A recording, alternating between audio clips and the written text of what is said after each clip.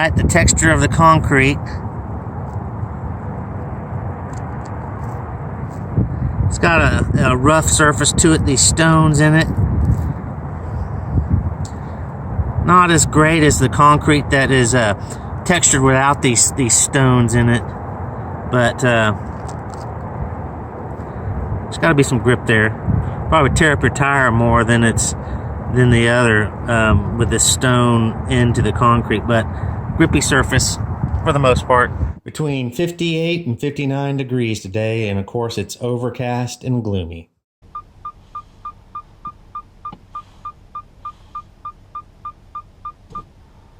Okay, it's in drive. We're going to turn off traction control. Now traction control is off. I'm going to put it in sport mode. Turn that off. Put it into sport mode. Traction control off, sport mode. My gauges are going. I'm going to start data logging.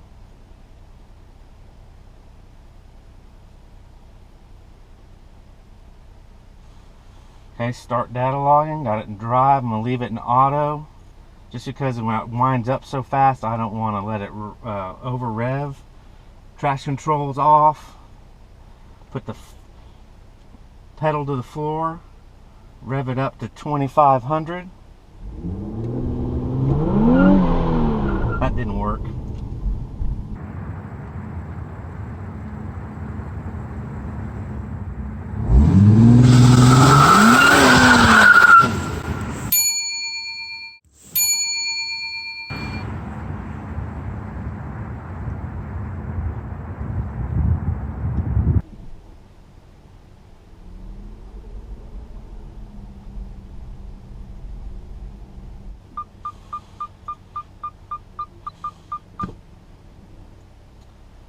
Traction control is off, drive, sport mode.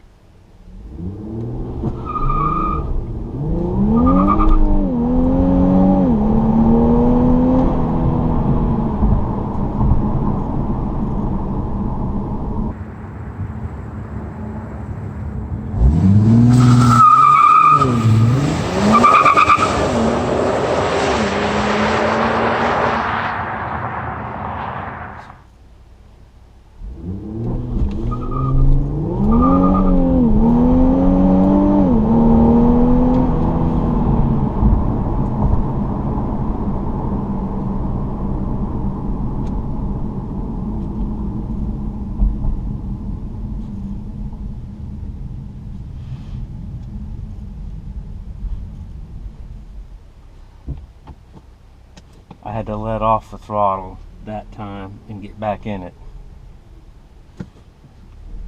Let's try it. Does it have to be in manual mode?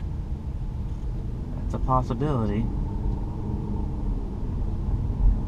As much as I have let the tires just kind of roast since I've had this car. I don't really want to tear up my tires. Probably better get out of here too before the cops get called. Do it one more time.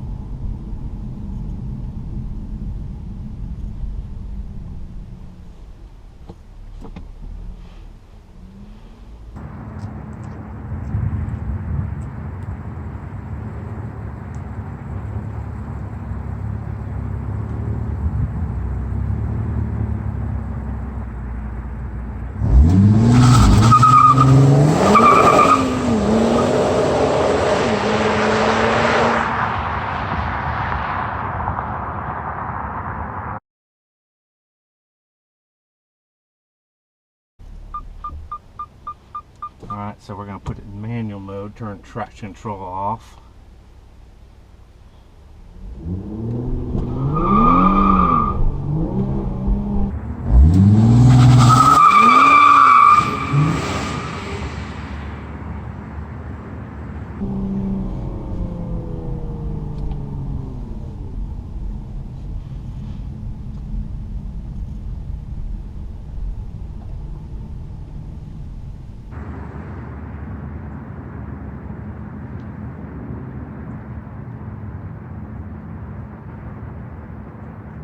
add to this video is that my Bluetooth dongle, I don't know if you're going to be able to see that, that's it right there, that plugs into the OBD2 port, diagnostic port there, and gives me real-time monitor, or the real-time electronics of the motor and the ECU. So here I have my app loaded on my phone from the Ecutek software, where I can data log. And so what I'm data logging, the items on the left, the intake air temp is the top, the charge air temp, charge air coolant temp is on the left, and that is probably going to be more important information in the summertime when it's really hot, to keep those under check. And then my oil pressures on the right, my engine oil temperature, and the coolant temp and the knock retard is on the right. I think those are a little bit more important when it's a little cooler outside. You got to make sure your oil pressure is flowing on the PSI, and then you want to definitely make sure the engine oil temperature is, I guess, somewhere up over 100 and probably 160, 170 degrees is kind of where you probably want to get it over before you start really bashing on the motor. And then the coolant temp, that just keeping a check on the coolant so you're not in the 240s. And then knock retard greater than 2, at least 2. Gets into the 3 and 4, that's when you need to be concerned, is what Joe Tech told me, and which I've known from the past. A little bit of knock is not terrible, but yeah, when it gets up to the 3 and the 4, then you need to be a little bit more concerned about that. Yeah, so that is the app, and let me get back here.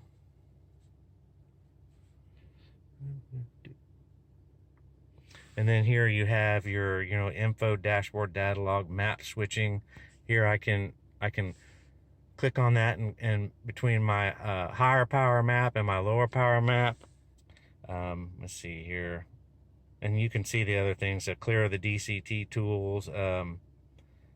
Can't really do much with the TPMS. That's your tire sensor. It tells you that you got to have a tool or something to mess with that, but I'm not having problems with that. So, and then I haven't done the performance analyzer, so I'm not really messing around with that just yet. But yeah, so there's your data logging. When you hit data, oh, wrong button, can't see. That takes you to your data logging, and you can data log from here. Maybe I don't have it set up right, but it data logs some set parameters that they have, and I don't want their set parameters. I want my own parameters. Let me get here. I want this list of parameters.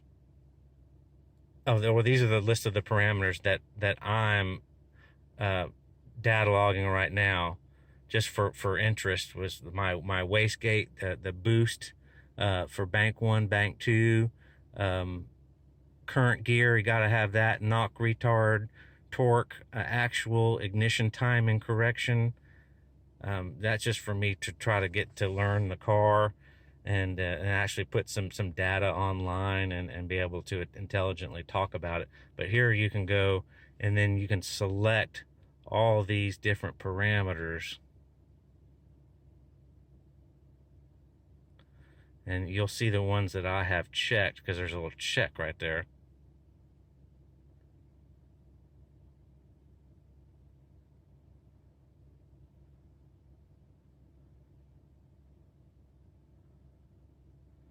So that's all the parameters of the motor and the ECU and traction control and fuel injection, and pretty much everything that the computer controls. You can go in there and log it and see what's happening to your motor. So yeah, with that said,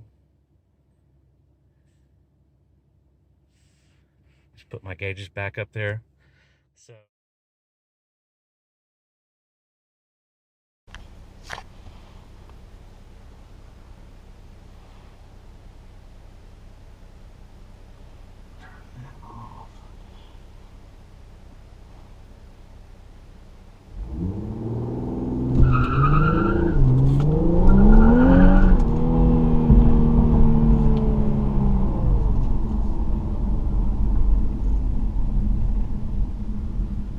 I'm just having to really get out of the gas. I mean, just totally let off it until it stops spinning and then get back on it.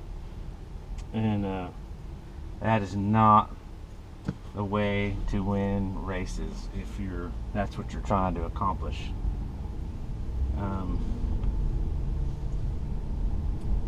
Definitely need probably wider, stickier tire. I mean, it looks like from that burnout, both my tires are spinning, so VDC, vehicle dynamic control, is probably working. It looks, it's putting down 2 marks,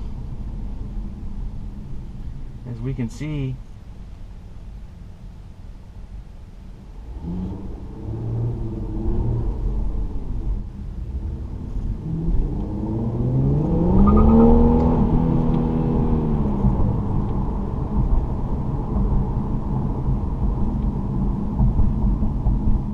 Just more figuring out.